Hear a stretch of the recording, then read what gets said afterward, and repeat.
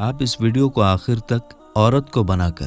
اللہ تعالیٰ نے مردوں کو اپنی اس حکمت کا اشارہ دیا کہ میں نے اس عورت کی پیدائش فرشتوں کی لائی مٹی سے نہیں کی، میں نے اسے تمہارے جسم کے حصے سے اس لیے نکالا تاکہ عورت کی پاکی اور پردہ قائم رہے،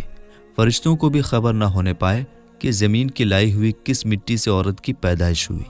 یعنی عورت کی پاکی کی حد تو دیکھیے کہ فرشتوں سے بھی اس کی بناوٹ کا پردہ ضروری قرار دیا گیا،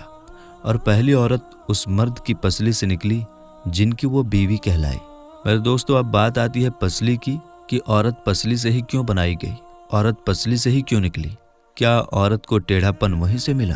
نہیں دوستو، یہاں بھی بات حکمت سے خالی نہیں ہے۔ انسانی جسم میں دل اور بہت سے نازک حصے اسی پسلی کے پیچھے چھپے ہوئے ہیں، یعنی ان چیزوں کے لیے، نازک حصوں کے لیے پسلی ایک